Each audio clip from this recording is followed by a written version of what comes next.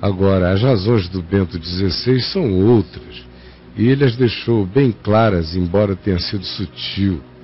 É o desencontro, é a disputa de poder, é a politicagem, é a corrupção interior, são as alas internas se mordendo, é a falência do sistema.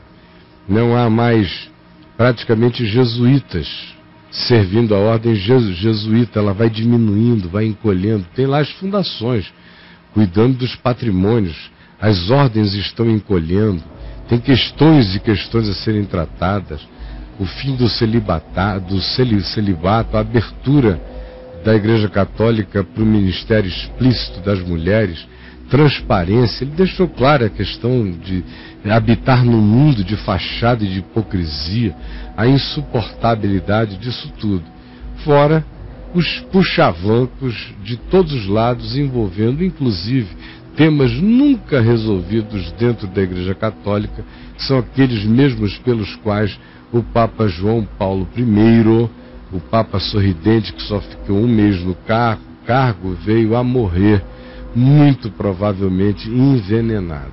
Corrupções jamais resolvidas. Flávio, meu amigo, fale, companheiro. Caio, o Vaticano é um Estado, né? E o Papa, antes de ser líder de uma religião, é um chefe de Estado. E como todo Estado e como todo sistema político tem as suas engrenagens que funcionam para que aquilo se mantenha, para que aquilo se sustente como é, afinal de contas, no fim das contas, um Estado político lida com poder, com controle, com interesses que não são necessariamente os interesses do Evangelho.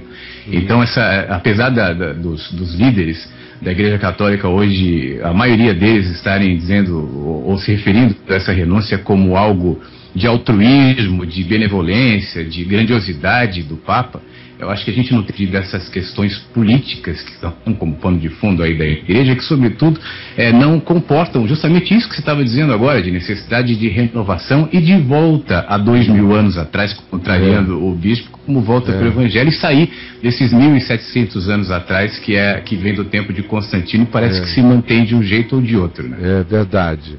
Agora, você sabe que esse assunto de renúncia papal, qualquer coisa relacionada ao Papa, faz parte, gera imediatamente, faz eclodir com uma veemência enorme esse Vesúvio do inconsciente coletivo evangélico no que diz respeito a ter no Papa a maior arquetipia da expressão do anticristo, da besta.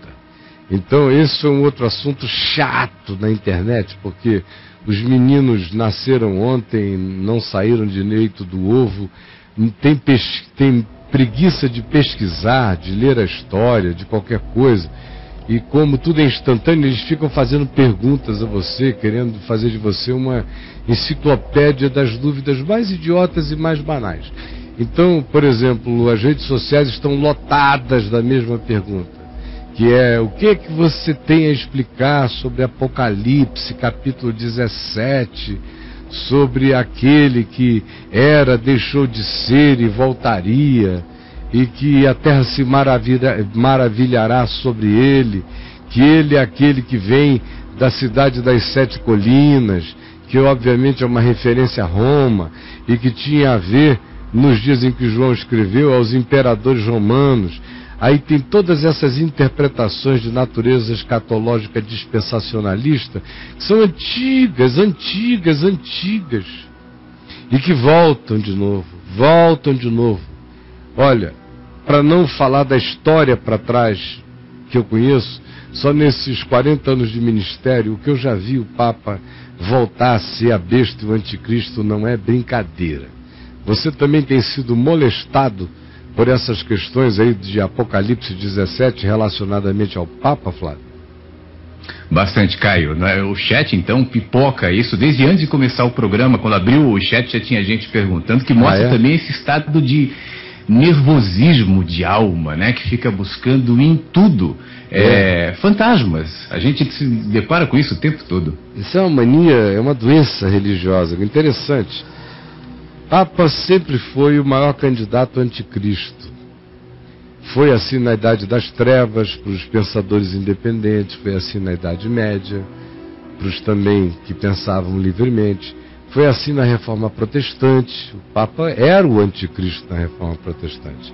E da Reforma Protestante para cá, o Papa só teve uma folguinha como anticristo predileto da história, depois que surgiu a teologia da prosperidade. Porque até há pouco antes disso ele era o anticristo favorito. Na realidade, foi mais ou menos na década de 50, início da década de 60, que começaram a dar uma folga para ele. Que folga? Depois da Guerra Fria, aí começaram a procurar o anticristo no premier soviético, ou no Mao Tse Tung. Durante a Segunda Guerra, Hitler, obviamente, ganhou disparado o cargo e a função perfeita de anticristo. E de lá para cá, uma quantidade enorme de outros. O Henry Kissinger. Meu Deus, o número é cansativo. Quem não sabe nada para trás é que pensa, quando recebe o mesmo texto usado por todos para designar os anticristos anteriores, ser usado outra vez. Aí a pessoa não tem nenhuma história na cabeça, nenhuma memória histórica, totalmente alienada e... Meu Deus, é isso mesmo, estou inventando a pólvora. Ele lê aqui e aí tem uma explicação de alguém na internet dando a ele dados que ele não vai checar, de uma história que ele não conhece, mas ele engole a si mesmo num fast food de besteiróis. O cara vai e lê isso aqui, Apocalipse 17:5, por exemplo. Na sua fronte achava-se escrito um nome, mistério, Babilônia, a grande, a mãe das meretrizes e das abominações da terra. Então vi a mulher embriagada com o sangue dos santos e com o sangue das testemunhas de Jesus, e quando a vi, admirei-me com grande espanto. O anjo, porém, me disse: por que te admiraste? Dir-te-ei o mistério da mulher e da besta, que tem as 7 cabeças e os 10 chifres, e que leva a mulher.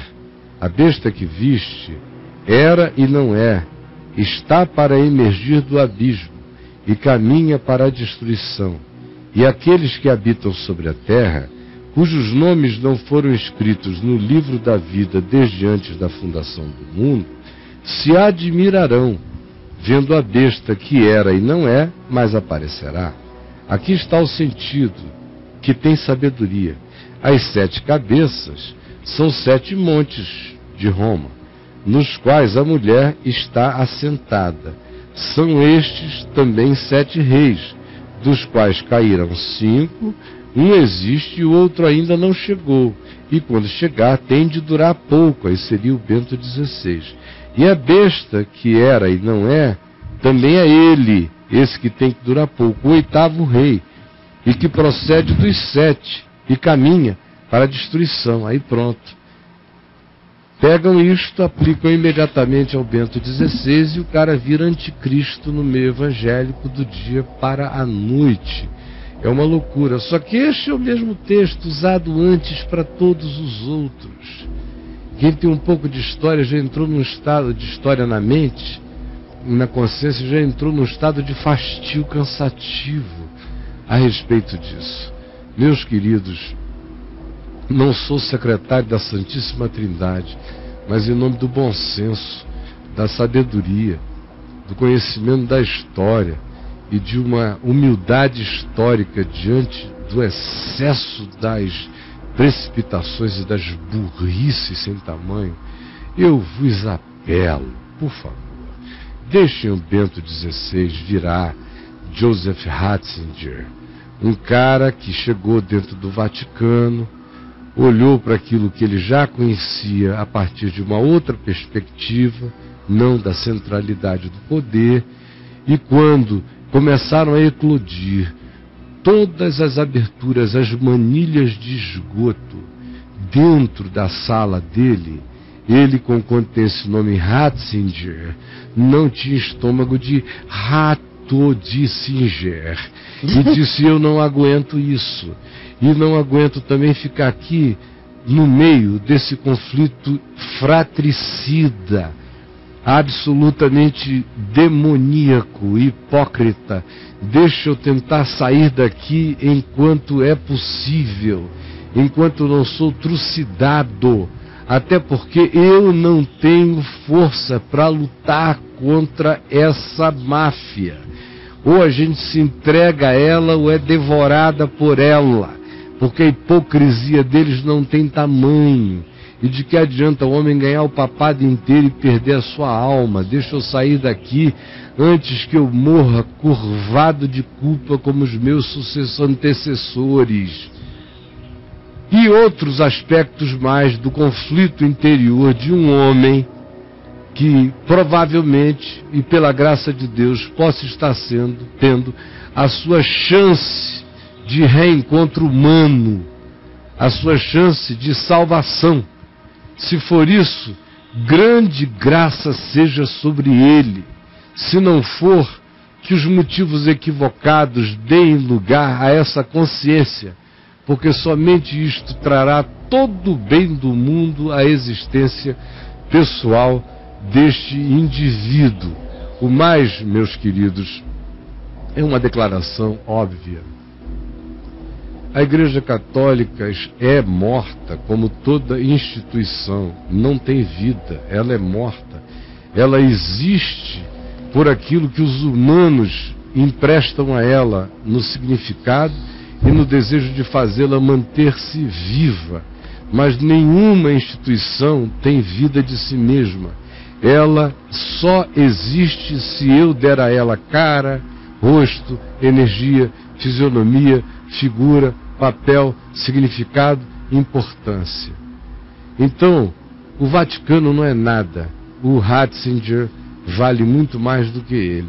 Minha esperança é que essa renúncia tenha sido motivada pelas causas mais horrendas, tenha todavia sido, no final, o resultado de alguém que preferiu preservar a sua alma do que fazer um conluio com uma máfia religiosa que se mantém no poder, ainda que assistindo o movimento religioso morrer, mas quer se manter no poder a qualquer custo e a qualquer preço.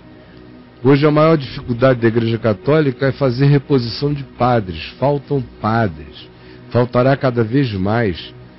Há pessoas que gostariam de se envolver com a Igreja Católica, mas querem casar. Tem gente que está cansada de viver na hipocrisia, de pular a cerca, se dizendo celibatário e tendo relacionamentos fora, até filhos fora. Há uma quantidade enorme de repressão à figura da mulher.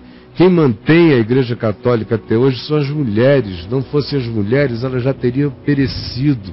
Uma Igreja Católica de homens não dá um passo para lugar nenhum. A prova disso é que os seminários masculinos estão vazios, mas os lugares, os monastérios femininos ainda têm um fluxo e um refluxo mais intenso. E são essas e milhões de outras situações que caracterizam o cemitério católico romano, que muito certamente levaram o Bento XVI a tentar sair dessa, pelo menos como um cristão, como um alemão, com uma alma carregando ainda dentro de si. Essa é a minha esperança, porque eu quero pensar o melhor de todos os homens. Na década de 80, para quem acompanhou e se informou bem durante a década de 80, quando João Paulo I morreu, o Vaticano estava tomado por toda sorte de corrupção, que ia do Banco do Vaticano, Banco Ambrosiano, imobiliárias enormes na Europa, grandes homens de negócio, Opus Dei, assassinatos, banditismo, lavagem de dinheiro, e aquilo não foi resolvido. João Paulo II deu um jeito de acalmar as coisas e de lá para cá tudo só ficou mais enfraquecido do ponto de vista ético, do ponto de vista do fervor, mais complexificado do ponto de vista dos escândalos e do desânimo que se provocou na alma religiosa católica no mundo inteiro.